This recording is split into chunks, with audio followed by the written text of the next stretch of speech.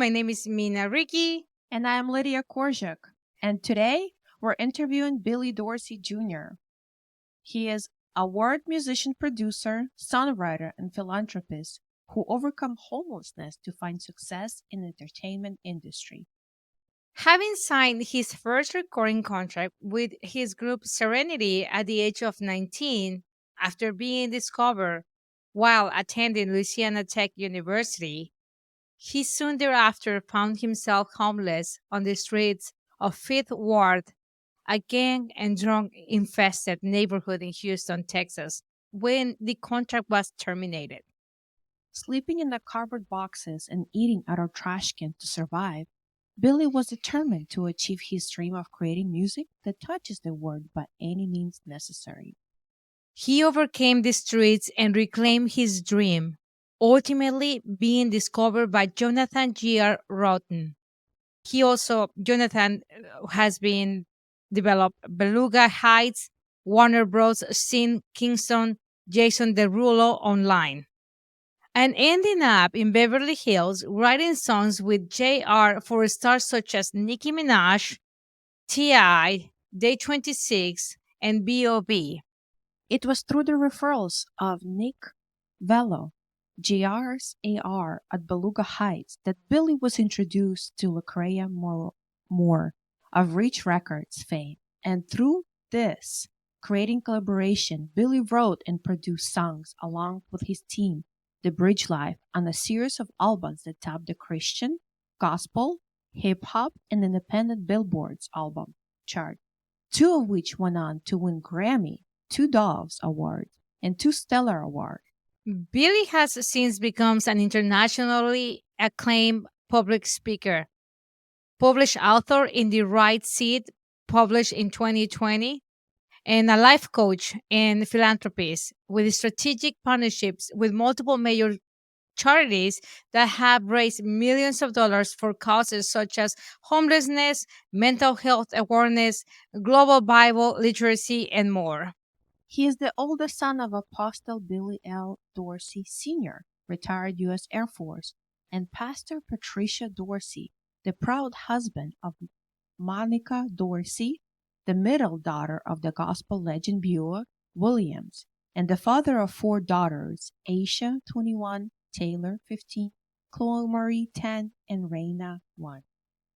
And Billy, welcome to the show. Thank you for being here. Thank you, Thank you for Billy. We're having me. so honored to have you here. The honor is all mine. Thank you both for the opportunity.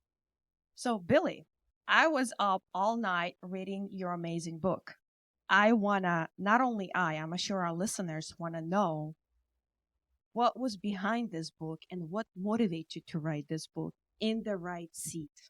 Well, for me, I think my journey is a unique one in that I have experienced some of the biggest challenges that I believe that are possible for people to face. And in the process of overcoming those challenges and finding a way to what my definition of success is, I believe that in that journey, I have experienced all of the facets of what I believe defines a life of purpose.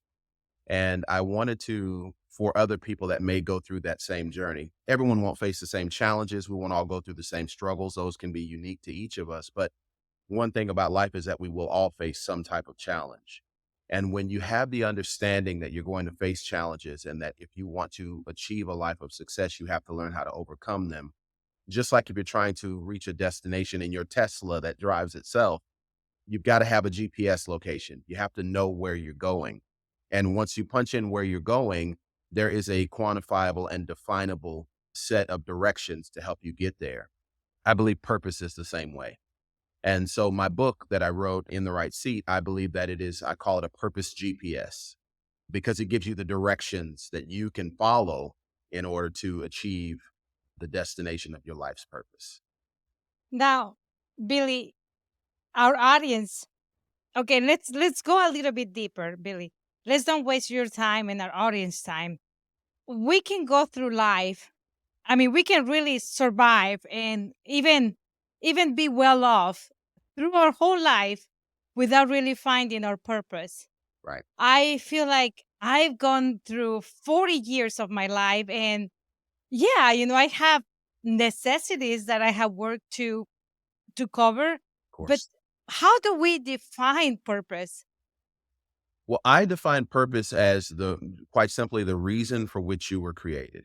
Whether you're religious or not, I believe that all of us were made for a purpose. I think that even in the biological realm, if you look at how many variables had to come into play for you uniquely to be created, for your mother and your father to meet throughout all of the lineage that brought them into existence, and for them to meet to produce each of us, we are not here by happenstance. We are not here by accident. We are here for a reason.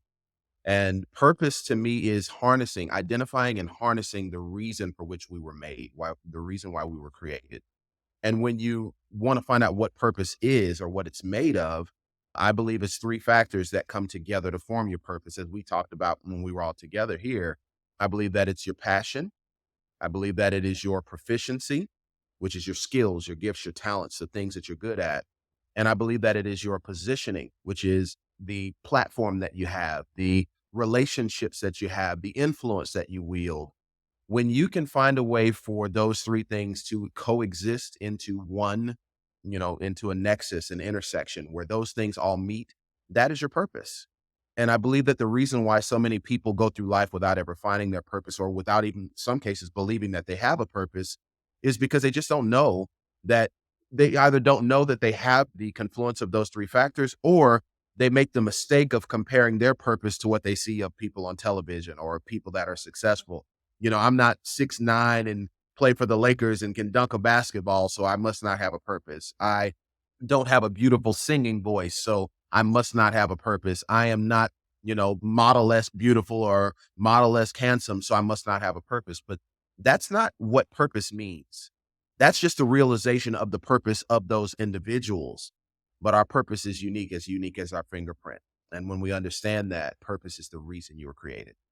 Okay, and did you find your purpose? And maybe by hearing your how you found your purpose, we can start to think about our own purpose. Gotcha. Because yes, okay, I believe I have a purpose, but how can I find it? Well, there's a very well-known sermon by Bishop T.D. Jakes that I believe helps with the first aspect of that. It's him and Pastor Stephen Furtick of Elevation Church, and they're talking about, it's one of his books that he's talking about called Soar, but in that, there's a segment where they talk about identifying seeds.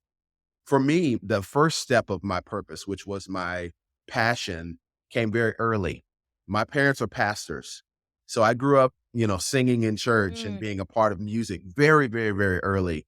But mm, my mother identified that in me very young. I didn't want to sing in church. I didn't want to sing in front of people. I might have been 3 or 4 years old, and she walked up on me singing along with the radio in our kitchen. And, she told me, if you can sing that, you can get your butt up and sing in church on Sunday. And I was mortified. I did not want to do it. But in the process of that experience, singing in church and seeing the way people responded to the gift that God had given me, I knew that that was something that I was passionate about, that I wanted to do. Music. mm. That was where it started. For many of us, if we look back at our childhood, either our proficiency, the thing that we're good at, or the thing that we're passionate about, starts very early in childhood. I believe I shared with you guys the story of a person when I gave a keynote speech in Austin at the start of the pandemic in 2020, that there was a young lady that she was sharing that her grandparents, when she was very young, were placed in a nursing home, and by her parents. Her parents had placed their parents in a nursing home because they couldn't care for them.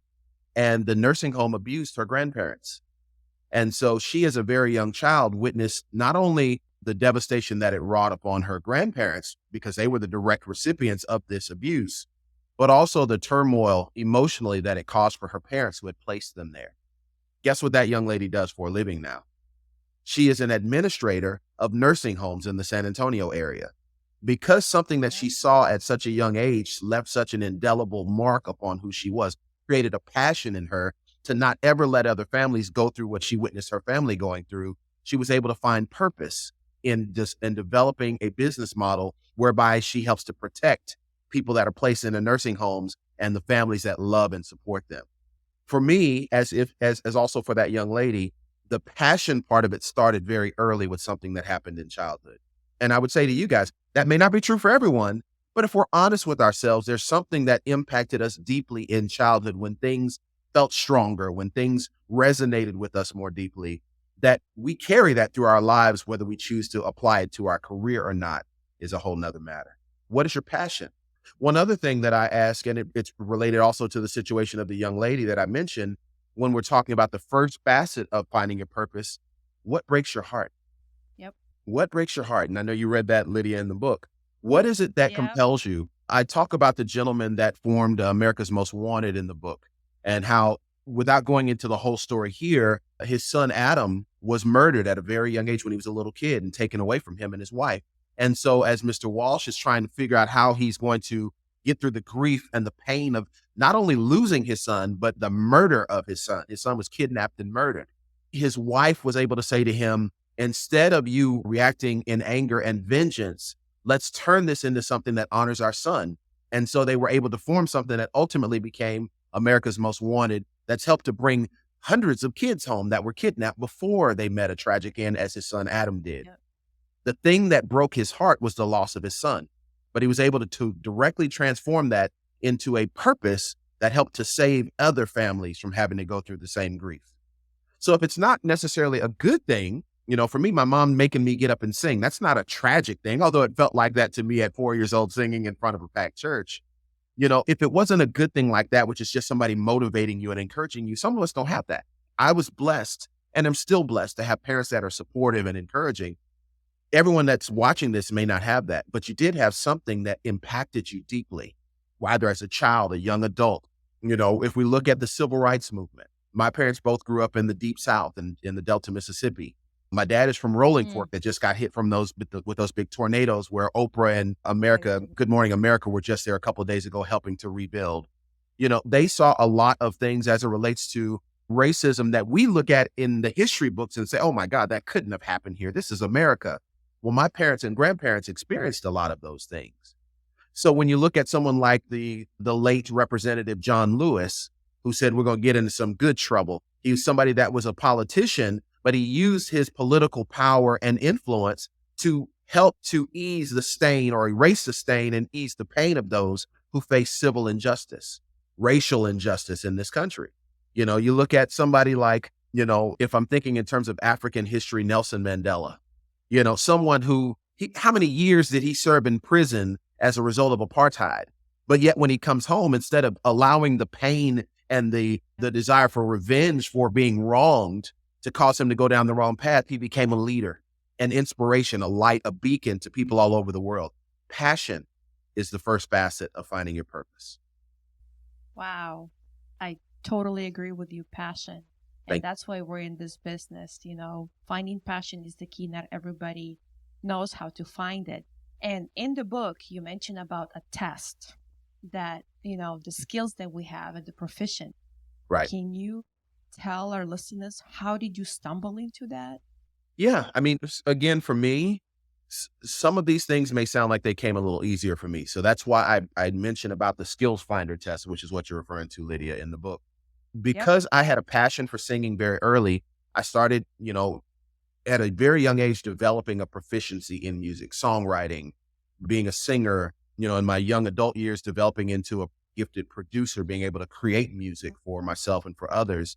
That was something that I knew I wanted to do because of my passion being discovered very early as a singer, as a musician. And I wanted to be the best at it. Now, would I say I'm the best? I think that's subjective. But if I can be the best that I can be, I have accomplished my goals for that. And it's something that I found very early because it was a natural offshoot of my passion. For many people that don't know what their passion is and they don't know what their skills are that are something that can be related into purpose, to your question, Lydia, the skills finder test is something that basically you answer a bunch of questions about yourself. What are you good at? What have you done? What do you like? What are your predilections or the things that you're drawn to that you naturally would choose if you had an option?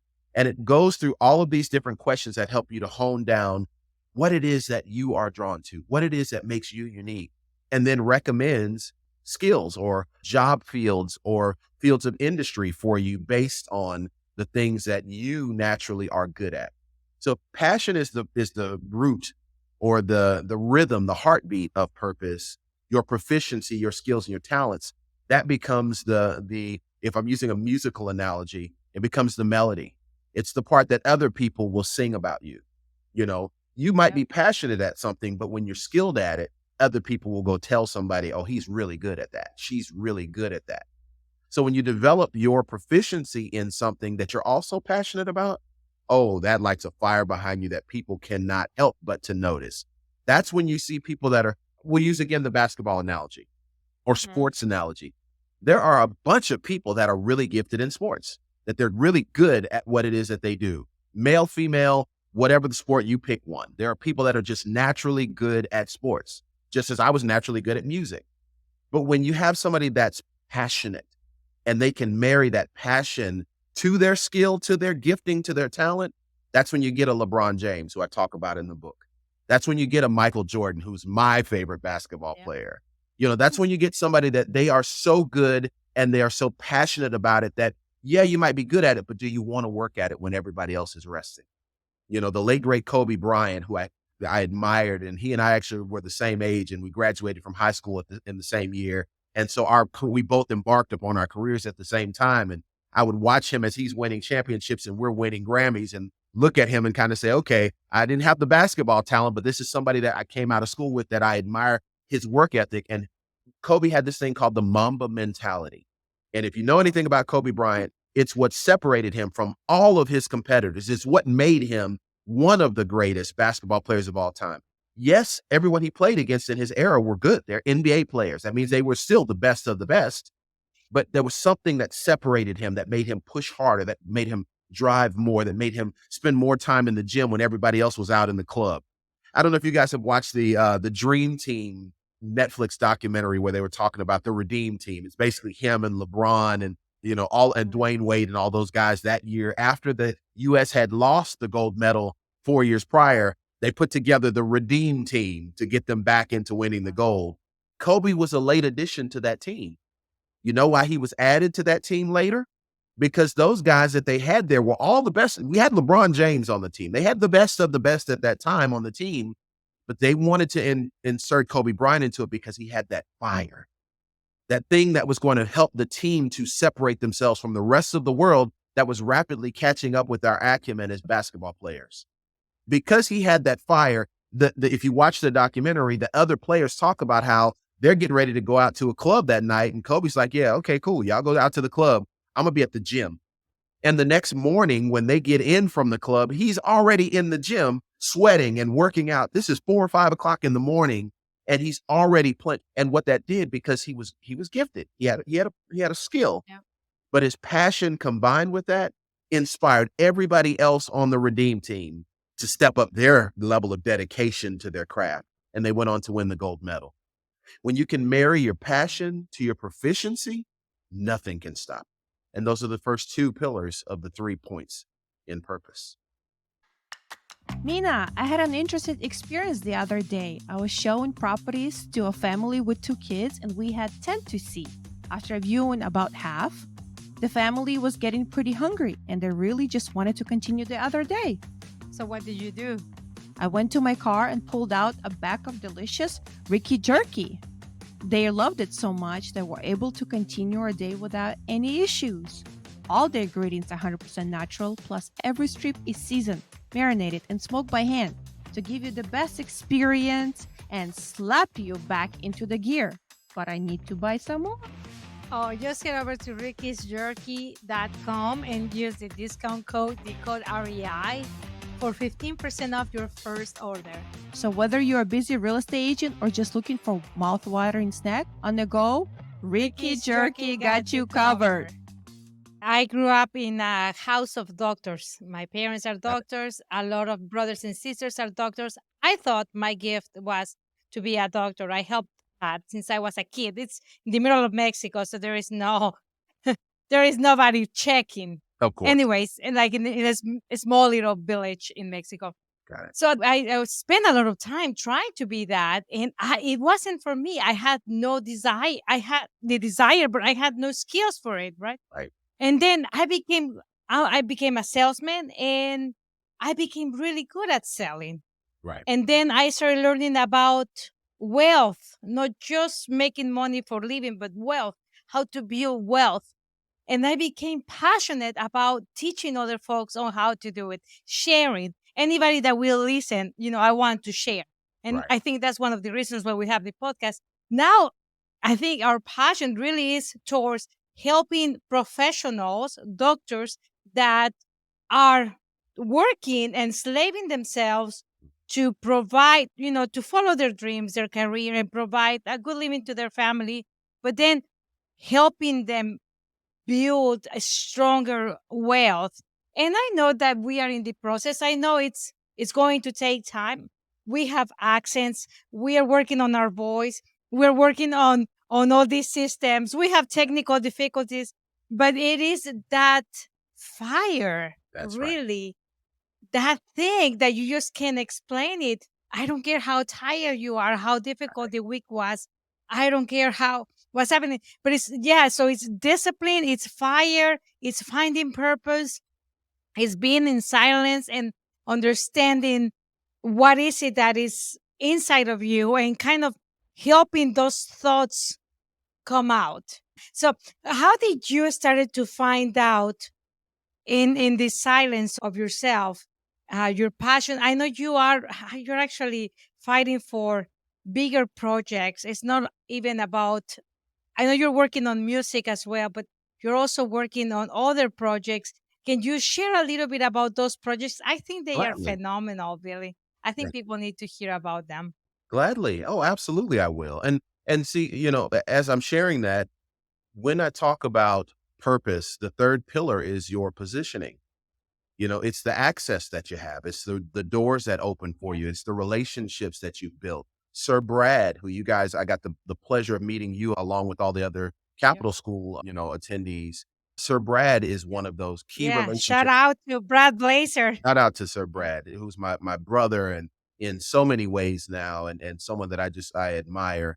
And so as you ask about the projects that I'm doing, for me, the third component of purpose is positioning. And I wanted to utilize my passion, which is obviously music. But when you talk about my journey, for those who don't know, I went through being homeless, and I've shared this with you guys and everyone at the school, but for your viewers, I signed a record deal at 19 years old that brought me to Houston, where I still reside with my wife and my daughter.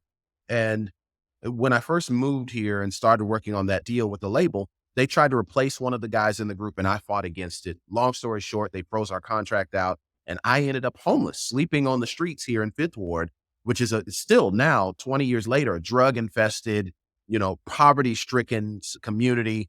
If it's the kind of place that if you're not from here and you don't have a reason to go, if you make a wrong turn in that neighborhood at night, you're going to hurry up and find your way out. It's not a place that you want to be. And I was homeless on the streets of that neighborhood.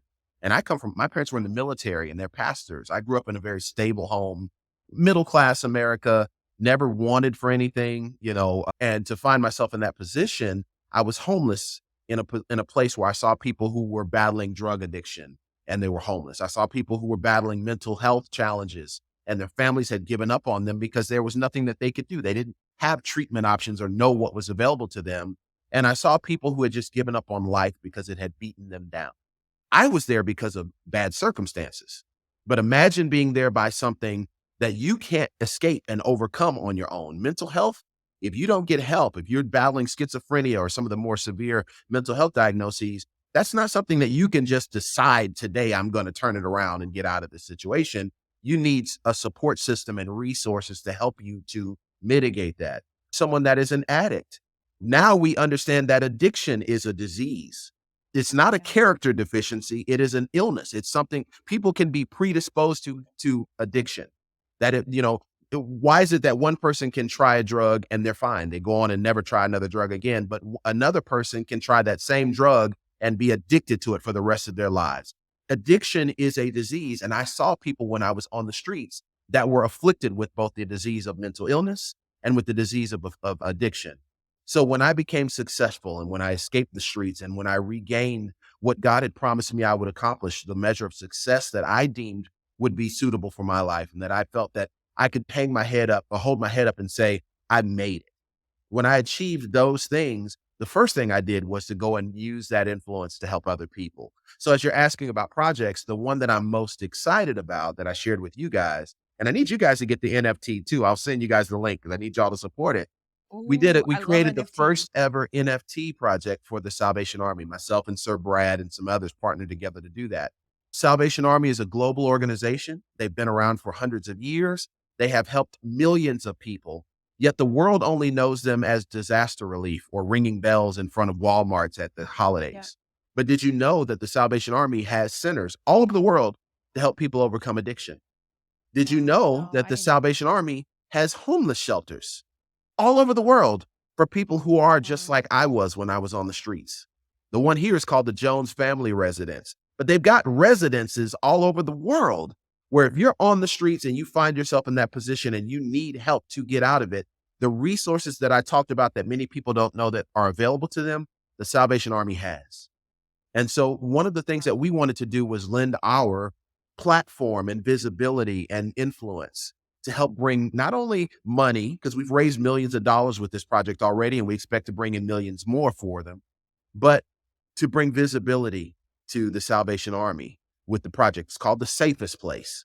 And it's because Wow. there was a young lady that I shared with you guys about that the Salvation Army helped her and her family. She got in a bad car accident and she damaged her back pretty badly. And her husband had to leave his job to take care of her. They had two small kids at the time. And when her husband stepped away from his job to try to take care of her, his job laid him off. So she's out of work because she can't walk now, or at least at that time, she was so damaged she couldn't walk. Her husband tries to take time off work to care for her, and his job lets him go. And as a result of an accident, not drugs, not alcohol, not mental illness, but something that could have happened to any of us, they ended up homeless with their two small children. Guess who took them in? Wow. The Salvation Army Wow. provided Salvation a place Army. for them, and they helped them not only to get a roof over their head and provide 3 warm meals for her and her family, but they also helped her to get back in school. She has a degree now. She's got a career now. Guess what she does? She is a NASA engineer. She went No from being homeless way. as a result of a bad accident. She was not thinking of becoming an engineer at the time. I've had heart to hearts with her and her husband and talked about this. That wasn't even on her career plan. But because the Salvation Army came alongside of her and said, we believe in you, shoot higher. Don't just go for a job. What is your heart's desire? What do you see yourself being? What could you become? And then they helped her to become that. Now she's a NASA engineer. And there's so many other success stories like that, that I wanted to make sure we use our voice to shout it from the rooftops that there are resources, that there is an organization that cares and helps. And so with the Safest Place project, we launched it at right before the pandemic in November of 2019, and it brought in about $3 million in a month and a half, just in that first month and a half going through the holidays. And now we've created an NFT project that we expect will bring in another $4 million for the Army. And that money helps to provide, now it's already housed more than 407 families that were homeless. That's amazing. That's amazing. That's So awesome. if we're talking Send about us a link. purpose, go ahead, Lydia, go ahead. Send us a link so we can put it together on a website Gladly. under this podcast for people Gladly. who wants to donate or need help. You know, we're there, and that's amazing, Billy. Wow, I'm just like blown away. I will send it to you Yeah. right now. So that's great. Thank you for taking actions right away. I'm an action Yes. person too, you know, but that's amazing. So PPP, you have passion, you have proficiency, and then Positioning. position. Mhm. Now, if you need those 3 stools to kind of like, have balance without 2, it's there, but the third one. So Right. position, like how do people find their position? Right. We need GPS. What? How? Right. Talk to us Well, about that. I use the analogy, and Lydia, you read it in the book, of Michael Phelps, who Yep. swimming is not one of my skills. If my wife was in here right now, she'd be shaking her head saying, if I fall in the water, I can get out, but it ain't gonna be pretty. But I admire what Michael Phelps has done as an Olympic swimmer. He is, as of right now, the most awarded Olympian of all time, certainly a U.S. Olympian of all time. But I use the analogy that he had a passion. We're thinking of the 3 Ps for purpose. Yep. He had a passion at a very young age that led him to become a great swimmer, that led him to not want to leave the water. I read some of his autobiography, and his family talks about how he was a fish as a child. You just could not get him out of the water. It was something that he just had to have. Then throughout his life, he developed a proficiency, a skill, a gift, a talent for becoming technically, although his swimming style is unorthodox, for his long frame, it is perfect for him. He developed a proficiency as the world's greatest swimmer. But if you take him with that passion to stay in the water And with the proficiency to be one of the greatest swimmers ever, but you put him in the desert where there's no water, how many gold medals would he have won? Zero. Zero. Zero. Because it doesn't matter how passionate you are or how good you are, you can never achieve your true purpose if you don't put yourself in the right position to do that. So you asked the question, Lydia, how do you find your position? That is the relationships that you have. It's the access that you have. It is the people that are in your circle that support you and who they have access to. As I referenced the Safest Place NFT project, or what we've done with the Salvation Army, my positioning with that was I already had a relationship with our local ABC affiliate is KHOU Channel 11. I already had a partnership with them for our music stuff. So anytime we were doing something with one of our music artists, that we had a relationship with them where our artists could go on and sing and present their stuff on their local Great Day Houston show to help promote it. So we already had that relationship in place. That was our position that led to the Salvation Army. And I'll briefly tell you how. I was sitting down talking with Jennifer, who's one of the producers over at KHOU, and with Deborah Duncan, who's the host of Great Day Houston, about some of the things that we wanted to do. We were talking about maybe doing a show where we showcase what it is to actually create music to help promote what we do in the Bridge Life, our production company. And we're just talking through just a random conversation of my initiatives and focus and some of the things we were doing. And they shared some of the things they're doing at the station. And Deborah says to me, "Hey, have you ever worked with the Salvation Army? They're our charitable partner for the year." And I said, "I haven't worked with them in this capacity, but I obviously know the good they do from my own life. What exactly are you guys talking about?" She said, "Well, let's have a meeting with them. If you're open to it, we'd love to bring you in on the partnership position." So just because I had access to KHOU and a relationship with them, they were able to make the connection in a business sense for me with the Salvation Army. So the members of the Salvation Army that were the decision makers came to KHOU alongside myself. We sat down and had a meeting with the heads of the TV station, and we just brainstormed all the ways that we could work together, all the value that I could add and offer to them, all the ways that they could help to amplify that. And that's where the Safest Place project was born. Going back even before that, one of the key areas of positioning in my life has been Lakewood Church and Pastor Joel Osteen. I know if you saw it on my website, you've seen his support for me. Yep. And he's one of the few endorsers. I don't have a lot, but I wanted to make people to list endorsers on the website that were people that mattered to me. He's absolutely one of them. Lakewood, right after I had been homeless, I had started in ministry because I'm also a bishop. I'm also a preacher of the gospel. I was teaching Bible study at the public library here for homeless people. I wasn't even looking at any grand aspirations. I knew that I had a bigger purpose, but I wasn't chasing purpose. I just wanted to be effective in serving where I was. One of the senior directors at the church saw one of my posts on social media and started following me because I was always posting positive and inspirational and uplifting content. It's just my heart. And without getting into the weeds of it, long story short, he said that he felt led for Lakewood to step in and help with what I was doing. So this guy that doesn't know me except on social media goes to Pastor Joel Osteen and says, "I believe we're supposed to help this guy." Pastor Joel, if you know him, he said, "If we're supposed to help him, we're going to help him. Let's help him. Bring him up here to the church." And I get called in for a meeting. I'm skipping a few things, but I get called in for a meeting up there at Lakewood Church, and I meet Pastor Joel Osteen. This might have been in 2011, 2011, 2010, 2011. Okay. I meet Pastor Joel, and he says the same thing to me. "God said we're supposed to help you. We're going to help you. Whatever you need from me, you let me know." Well, guess what?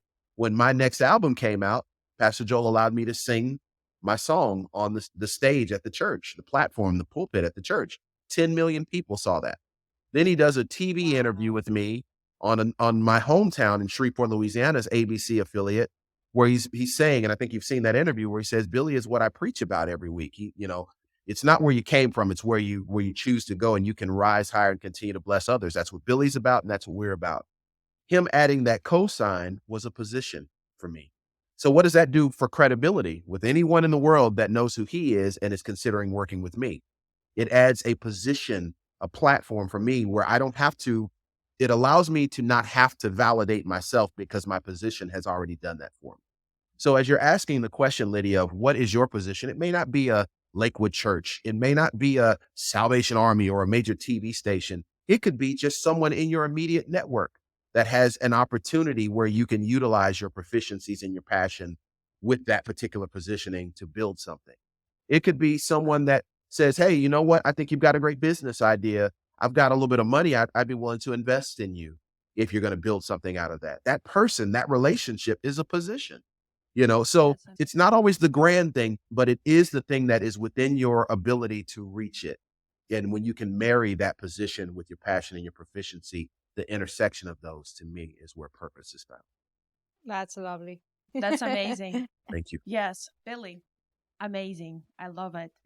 How can people find you if, because I do believe you have a mentorship program, right? I Coaching. Are do. you still taking on any I mentorship do. you can Yes, I am provide? absolutely still doing that. We You call it do? life coaching. And so I'm absolutely doing Awesome. that. I can be found and people can connect with me if they choose to through billydorsey.com.